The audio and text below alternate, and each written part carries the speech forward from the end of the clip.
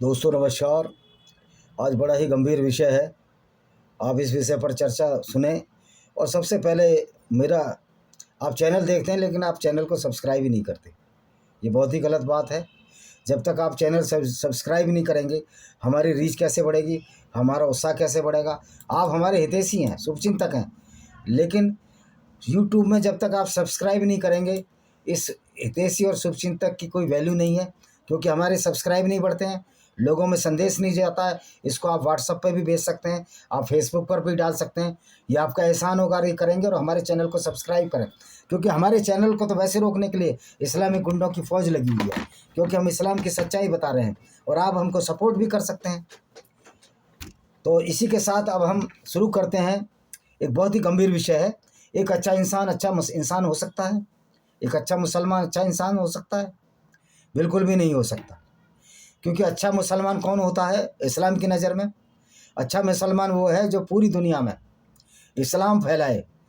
दारुल उल हर्ब जो कि काफिरों का देश है, जो कि गैर मुस्लिमों का देश है, उसको दारुल इस्लाम में बदल दे। यानी कि इस्लाम की शिक्षा, इस्लाम का प्रचार, इस्लाम की बर्बरता को जो फैलाए वो सच्चा मुसलमान है। अब इस्लाम है क्या, ये बात तो बताने की आवश्यकता नहीं है, फिर भी हम बता रहे हैं। इस्लाम में सबसे पहला कार्य एक मुसलमान का है कि वो जितने भी गैर मुस्लिमों को इस्लाम में ला सके उतना अच्छा है। अगर नहीं भी ला सकता तो उनमें से बहुत सौ को कत्ल कर दे, जो कि बहुत प्रतिरोध पैदा करते हैं, और जो डर गए उनसे गुंडा टैक्स वसूले, जिसको जजिया कहते हैं। तो औरंगजेब भी इस मायने में जिसने जजिया टैक्स लगाया गुंडा ही था। वैसे हर मुसलमान एक अपराधी प्रवृत्ति का हो जाता है जो मोहम्मद की शिक्षा को मानता है। एक मुकर्रम असलम है, पठान है, हमारे हिंदुस्तान में बसे लुटेरे अफ़गानिस्तान से आकर, वो कहते हैं, अपनी माँ को, बूढ़ी माँ को समझा रहे हैं कि नबी की शिक्षा पर चलना चाहिए। उस बूढ़ी माँ को बेचारी को पता ही नहीं है कि नबी की शिक्षा कैसी है। वो बार बार कह रही है, वो बूढ़ी 80 साल की, हमको नबी की शिक्षा पर चलना चाहिए। उस बेचारी को मालूम नहीं है कि नबी की शिक्षा क्या है। आओ मैं बताता हूँ आपको नबी की शिक्षा यानी सुन्नत। नबी की सुन्नत क्या है? नबी की सुन्नत ये है कि उसने मोहम्मद ने अल्लाह को बनाया, और अल्लाह के नाम से जो बड़े बड़े अपराध है वो सारे अपराध किए। भारतीय न्याय संहिता या दंड संहिता जो भी है, उसके हिसाब से आज मोहम्मद की ज़मानत नहीं होती, क्योंकि कौन कौन से उन्होंने अपराध किए नंबर वाइज आ जाते हैं। पहले तो उन लोगों का जवाब देते हैं जो कहते हैं कि मोहम्मद को अटैक हुए इसलिए मोहम्मद अटैक करता था। बिल्कुल झूठ बात है। मोहम्मद पर कोई भी अटैक नहीं हुआ, बल्कि मोहम्मद ने जिहाद असगर के नाम से एक विचारधारा का जन्म दिया झूठे अल्लाह के नाम पर, जो कि एक परफेक्ट लूट है, परफेक्ट अटैक है, परफेक्ट गुंडागर्दी है। क्योंकि जिहाद असगर का मतलब होता है कि गैर मुस्लिमों को कत्ल करना, उनकी फसलों को लूट लेना, उनके घोड़े और हथियारों को लूट लेना, और उनकी जो औरतें विधवा हो जाती थीं, उन औरतों से मोहम्मद और उसके साथी उसके साथ गलत व्यवहार करते थे, मोलेस्टेशन करते थे उनके साथ बहुत सारी ऐसी चीज़ें करते थे जो किसी भी देश की न्याय संहिता के अनुसार से जघन्य अपराध की श्रेणी में आते हैं। तो एक जघन्य अपराध की श्रेणी में काम करने वाले मोहम्मद को जो अल्लाह के नाम से किए, उसको मानने वाला ही सच्चा मुसलमान है। तो आप समझ सकते हो कि सच्चा मुसलमान एक अच्छा इंसान हो सकता? बिल्कुल भी नहीं हो सकता। क्योंकि कत्ल करना एक जुर्म किया मोहम्मद ने, दूसरा जुर्म किया उसने मोहम्मद ने अपने सारे अटैक मोहम्मद ने किए। इवन जो जंग बदर हुई थी, जिसमें कहते हैं कि मोहम्मद पर चढ़ाई करने के लिए मक्का के लोग आ गए थे, वो आपके कुरैश कबीले के लोग थे, जो मोहम्मद का कबीला था, और वो चढ़ाई करने नहीं आए थे। जब ये पता लगा कि मोहम्मद ने अपने ही चचा जात भाई अबू सुफियान को काफिले को लूटने की कोशिश कर रहा है, जो मक्का से मदीना होते शाम सीरिया तक जाता था, लंबा चौड़ा बिजनेस था उनका, तो अबू सुफियान ने खबर भिजवाई कि मेरा काफिला लूटा जा सकता है। तो वहाँ से मक्का के लोग आए कि इस बार इस व्यक्ति का, मोहम्मद का, जो अपने को पैगंबर घोषित करना है, इसका वध करना है, जिससे कि ये सब गुंडागर्दी इस इलाके में ख़त्म हो सके। लेकिन अबू सुफियान को वक्त रहते मदद नहीं मिली। तो अबू सुफियान एक अच्छा व्यक्ति था, समझदार था, वो समुद्र के रास्ते निकल गया और ये मदीना के जो मोहम्मद की फ़ौज थी, जो मदीना के लुटेरे लोग थे जो काफ़िले लूटा करते थे, उनको ये भनक तक नहीं लगी। तो इसी बीच मक्का के लोगों ने कहा कि चलो अबू सुफियान को बचाने के लिए फ़ौज भेजते हैं। जब अबू सुफियान को बचाने के लिए ये मदीना की तरफ बढ़े, जैसे ही मदीना के आसपास पहुँचे तो इनको किसी हरकारे ने खबर दी कि अबू सुफियान का काफिला सुरक्षित निकल गया है, अब कोई लड़ाई की आवश्यकता नहीं। तो उन्होंने कहा हम लड़ाई नहीं लड़ेंगे, अब हम इतनी दूर आए हैं, पहले पैदल चलते थे तो यहाँ खाना वाना बनाते हैं, रुकते हैं। तो एक व्यक्ति मक्का का पानी की तलाश में गया और मोहम्मद के लोगों ने उसको पकड़ लिया। मोहम्मद के लोग समझते थे अब तो ब्लैकमेलिंग करेंगे हम, और जब उसको पकड़ लिया तो फिर ये युद्ध हुआ जिसमें मोहम्मद की जीत हुई और 313 मुसलमान थे, 1000 करीब यहूदी थे। तो मोहम्मद ने झूठ बोल दिया कि हम इसलिए जीते कि तुम्हारी फ़ौज में 3000 अल्लाह ने फरिश्ते भेजे थे। मेरी एक बात समझ में नहीं आती, जब मोहम्मद का उहद की लड़ाई में दांत टूटा तब वो फरिश्ते कहाँ थे? यानी कि ये तो एक अलग बात रही, मोहम्मद झूठ बोलते थे, मोहम्मद के बहुत बड़े बड़े झूठ थे। मोहम्मद का आतंकवाद तो छोड़ो, मोहम्मद झूठे नबी थे। मोहम्मद ने अपने आप सेल्फ डिक्लेयर मैं नबी हो गया और कहे नबी के ऐसे कार्य होने चाहिए, लूटपाट के कार्य होने चाहिए या झूठ बोलने के कार्य होने चाहिए। मोहम्मद ने सबसे बड़ा झूठ ये बोला कि मैं अल्लाह से मिलने 7वें आसमान पर गया और उस मेरे को जिब्रील नाम का फरिश्ता, जो मुसलमानों का फरिश्ता ही नहीं है, जो कि गैब्रियल यहूदियों का फरिश्ता है, वो मेरे पास आया, घोड़े के साथ आया, बुर्राक नाम का एक ऐसा जानवर जो मैंने तो अपनी मास्टर डिग्री ली है जूलॉजी प्राणी विज्ञान में ही ली है, जिसमें घोड़ा भी आता है, हम भी आते हैं। मैंने तो ऐसा कोई जानवर पढ़ा नहीं।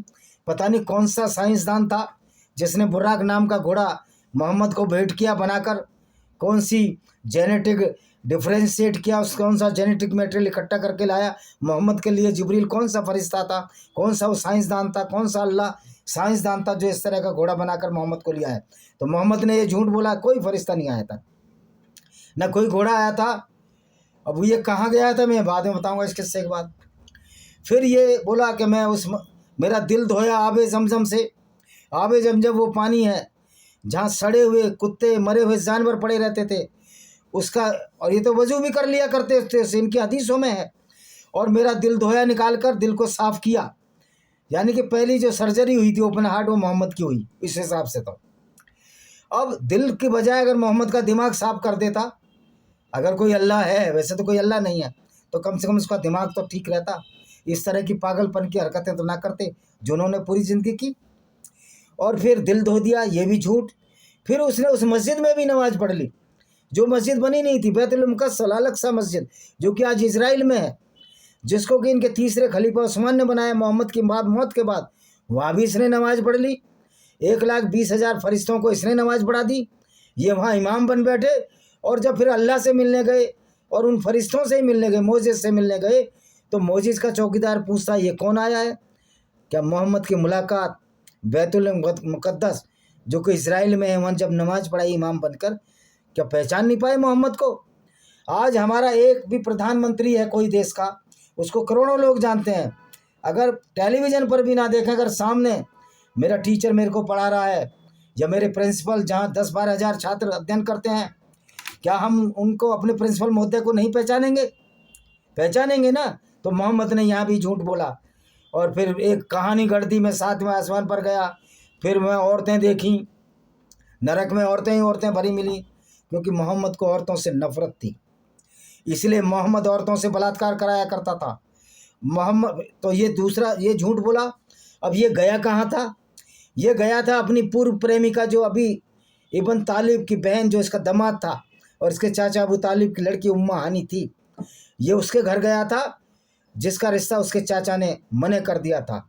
ये उसके घर से निकला और मोहम्मद ने कहा मैं ये बात बताऊंगा। तो उम्मा हानी ने बोला ये किस्सा मत बताना किसी को, नहीं तो तुम्हारी लोग मजाक बनाएंगे। लेकिन मोहम्मद तो झूठ बोलने में माहिर था। उसने एक किस्सा बताया, लोग हंसने लगे, लोग इस्लाम छोड़ने लगे। तब इसने एक आयत उतार दी, जो इस्लाम छोड़ेगा उसको कत्ल करेंगे। तो बताइए ऐसे को जो नबी मानता है, जो औरतों को बाजारों में बेचने वाला, उनको लूटकर उनके साथ राजकुदान झूठ बोलने वाला, सफिया जैसी लड़की के पिता और पति को मारकर 19 साल की लड़की को उसके साथ 3 रात तक उसके साथ बदतमीजी करने वाला, ये रंगीला रसूल, कभी उसको मानने वाला मुसलमान अच्छा हो सकता है? कभी अच्छा इंसान हो ही नहीं सकता सच्चा मुसलमान।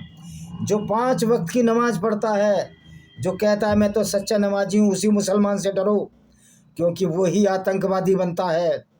5 वक्त नमाज पढ़ने वाला, शुक्रवार की नमाज स्पेशल पढ़ने वाला, वही आतंकवादी बनता है। पूरा हाथ आप तिल के तेल के कनस्तर में डाल दो, सरसों के तेल में, और फिर उस हाथ को तिल में डाल दो, जितने तिल भी आए, अगर इतनी भी कसम कोई मुसलमान खाए कि वो आपसे दोस्ती रखता है तो वो झूठ बोलता है, क्योंकि इस्लाम तो इसकी इजाज़त ही नहीं देता। इस्लाम तो कहता है गैर मुस्लिम के साथ मुसलमानों की दोस्ती हो ही नहीं सकती। फिर ये खुश मुँह से मोहम्मद, ये चंद्रशेखर, रावण और मायावती, और चाहे मोदी जी भी हों, चाहे दूसरे लोग भी हों, किस मुँह से हिंदू मुस्लिम भाईचारे की बात करते हैं? क्या आपने हिंदुओं को मूर्ख समझा है? हाँ, हिंदू मूर्ख कौम है। वो मेरे इस वीडियो को देखकर भी कहेगी कुरान में ऐसा नहीं मिला, तो मूर्खो, जाओ जाकर कुरान पढ़ो। मैं तुमको मूर्ख कह रहा हूँ, क्यों? जानते बूझते हुए भी जो व्यक्ति अंधा हो जाए उसको हम कैसे जगाएं? एक सोते हुए को तो जगा सकते हैं, लेकिन अनसोए जो जागने का सोने का नाटक करे और जागता हो, जिसके कानों में रुई लगी हो, मोटी मोटी चबन्नियाँ जिसके कानों में घुसी हों, जिसके दिमाग पर ताले पड़ गए हों, वो लोग अभी हिंदू मुस्लिम भाईचारे की बात करते हैं। वरना कोई भी समझदार आदमी, कोई भी अच्छा आदमी इस इस्लामिक आतंकवाद के मानने वालों का दोषी नहीं हो साथी नहीं हो सकता। मैं असुद्दीन ओवैसी से पूछना चाहता हूँ, मैं अरशद मदनी से पूछना चाहता हूँ, क्या तुम्हारी कुरान में कहीं लिखा है कि गैर मुस्लिम के साथ दोस्ती करो? तुम्हारी कुरान में तो सूरह अल बकरा चैप्टर 2 में तो साफ साफ लिखा है कि यहूदी, नसाराओं और मूर्ति पूजक मुस्किरीनों को, काफिरों को दोस्त मत बनाओ, क्योंकि वो तुम्हारे खुले दुश्मन है। ये तुम्हारी किताबों में लिखा है। तो क्या आप कुरान नहीं मानते असुद्दीन ओवैसी जी? क्या अरशद मदनी आप कुरान नहीं मानते? आप क्यों झूठ पर झूठ बोले जा रहे हैं कि हिंदुस्तान में भाईचारा कायम करो, जबकि तुम्हारा मोहम्मद कह गया है कि भाईचारा कायम ही नहीं करना है? तो तुम क्यों हिंदुओं को बेवकूफ़ बनाने की चालें चल रहे हो? और हिंदू ऐसा व्यक्ति है कि एक कबूतर की तरह आंखें बंद करे बैठा है। सामने बिल्ली है, बिल्ली उसको देख रही है, कबूतर कह रहा है आंखें बंद करके मैं तो बिल्ली को नहीं देख रहा, लेकिन वो तो आपको देख रही है। तो हर मुसलमान जो इस्लाम की शिक्षा पर चलता है, उसका सपना है कि गज़वा हिंद हो। ये अलग बात है। अब ना मोहम्मद की औकात है, ना मोहम्मद के मानने वाले इन आतंकवादी सच्चे मुसलमानों की औकात है, जो कि सच्चा मुसलमान आतंकवादी होता है, और इन सच्चे मुसलमानों की औकात नहीं है कि गज़वा हिंद कर सकें। क्योंकि आज तो तुम्हारे रेत से इस्लाम ऐसे फिसल रहा है जैसे मुट्ठी से रेत फिसल रहा हो, तुम पकड़ नहीं सकते। क्योंकि कोई भी आज मुसलमान ये मानने को तैयार नहीं कि हम अपने को ऐसा पैगर माने जो काफिले लूटता हो, लड़कियों को बाजारों में बेच देता हो, और उनके बदले घोड़े हथियार खरीद लेता हो। क्या सीरत रसूलुल्लाह मोहम्मद की जीवनी में लिखा नहीं है? 465 नंबर पेज 83 अध्याय पर साफ लिखा है कि मोहम्मद ने बनु कुरैज़ा औरतों को, उनके 700-900 लोगों को नंगा करके कत्ल कर दिया, और उसके औरतों को बाजारों में बेच दिया। कुछ के साथ इसने रेप किए, बलात्कार किए, बेइज्जती की, जो कि इस्लाम का एक अंग है। मज़े की बात है कि अगर कोई मुस्लिम पुरुष और स्त्री आपस में व्यभिचार करते हैं तो उसकी सज़ा तो है, लेकिन गैर मुस्लिम औरत के साथ कोई मुसलमान बलात्कार करे तो उसकी सज़ा नहीं है। और यही है कम्युनल वायलेंस बिल, जो ये भूरी अम्मा जो इटली की सोनिया गांधी लाई थी, उसमें यही था कि अगर कोई मुसलमान हिंदू औरत के साथ बलात्कार करता है तो यह हिंदू औरत को सिद्ध करना पड़ेगा कि उसके साथ बलात्कार हुआ है। लेकिन अगर मुसलमान औरत किसी हिंदू पर झूठा भी इल्ज़ाम लगा देती तो उस हिंदू को जमानत नहीं थी, और उसके बाद उसको ये साबित करना पड़ेगा कि मैंने इसके साथ बलात्कार नहीं किया। जो कम्युनल वायलेंस बिल था, इसमें कौन थे? ये सारे कम्युनिस्ट ही। हर्ष मंदर जो IAS है, जो कि बस्तर की सारी मूर्तियां तस्करी करके, सोनिया गांधी की बहन जो कि वहाँ एक दुकान चलाती है पुरानी मूर्तियों की, जो बाहर से उनको वहाँ बेच रही है इटली में। लोगों को इस इतिहास का नहीं पता। ये तस्करों के सौदागर, ये मौत के सौदागर लोग हैं। और मोदी जी भी कभी कभी मौत के सौदागर नज़र आते हैं हमको, क्योंकि मोदी जी की औकात नहीं खुल के बताएं कि हम इस्लाम की इस गुंडागर्दी को भारत में नहीं चलने देंगे, हम कुरान को बैन कर देंगे, ये इनकी कहने की औकात नहीं है।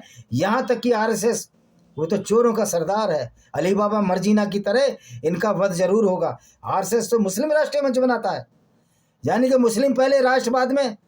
अरे कोई भी मुसलमान देश का सच्चा भक्त हो ही नहीं सकता। अब कर्नल ब्रिगेडियर उस्मान का नाम लेते हैं तो इस्लाम के हिसाब से वो भी खारिज है, क्यों? उसने भारत की सेवा की, उसने काफिरों यानी हिंदू सिखों के साथ लड़कर युद्ध लड़ा और अपने भाई, अपने धर्म भाई मुसलमानों को मारा। तो कुरान के हिसाब से ब्रिगेडियर उस्मान और अपने उत्तर प्रदेश के एक थे जिनको हामिद, क्या नाम था उनका, जिन्होंने पैटर्न तोड़े थे, अब्दुल, अभी नाम याद आ जाएगा मेरे, गाजीपुर के रहने वाले, मेरा नाम दिमाग से सलप रहा है, वीर अब्दुल हमीद। ये भी कुरान की दृष्टि में काफिर है और इनको जन्नत नहीं जहन्नुम मिलेगा। तो लोगों जो मुसलमानी तर्क देते हैं कि ब्रिगेडियर उस्मान, वीर अब्दुल हमीद और बहुत सारे मुसलमानों ने बलिदान दिया, औरंगजेब ने अभी बलिदान दिया है, जो शायद पुलिस में थे या आर्मी में थे, जिनको कश्मीर में मारा। कुरान की दृष्टि से इनको ये काफिर हैं, ये मुसलमान ही नहीं है, ये जहन्नुम ही है। लेकिन इन लोगों ने बलिदान दिया तो उन्होंने भी मन में सोचा होगा कि हम इस ना पैगंबर को मानेंगे, भले खुल के बात ना की हो, लेकिन पैगंबर की विचारधारा पर उन्होंने जूते मारे, चाहे ब्रिगेडियर उस्मान हो, वीर अब्दुल हमीद और जो भी जो नाम के मुसलमान थे लेकिन भारत के लिए लड़े, पैगंबर की विचारधारा पर 100 जूते मारकर वो लोग गए हैं। ऐसे लोगों को सलाम है। लेकिन एक अच्छा मुसलमान कभी भी अच्छा इंसान हो ही नहीं सकता। वो लुटेरा हो सकता है, व्यभिचारी हो सकता है, बलात्कारी हो सकता है, कातिल हो सकता है, क्योंकि इस्लाम में इस चीज़ को जिहाद असगर कहा जाता है और लूट को माले गनीमत कहा जाता है, जिसमें 20% हिस्सा खुद मोहम्मद लेता था। तो ये है मोहम्मद की शिक्षा, जो आतंकवाद की शिक्षा है। तो जो सच्चा मुसलमान है वो आतंकवादी है, मतलब एक सच्चा मुसलमान आतंकवादी है, और मोहम्मद साहब इस हिसाब से आतंकवादी की श्रेणी में आते हैं, क्योंकि ये सब आतंकवादी थे जिसको हम सब झेल रहे हैं। और यूट्यूब को भी मैं कहना चाहता हूँ कि एक ना एक दिन कुरान पर बैन लगेगा, और यूट्यूब अगर झूठे स्ट्राइक दोगे तो आपके यूट्यूब के खिलाफ भी काफिर इंटरनेशनल आर्मी वो एक्शन लेगी कि तुम्हारी पूरी चैनल पूरी दुनिया से बंद कर दिए जाएंगे। इसी के साथ मैं इस वीडियो को विराम देता हूँ। वंदे मातरम, जय हिंद, आपका दिन शुभ हो।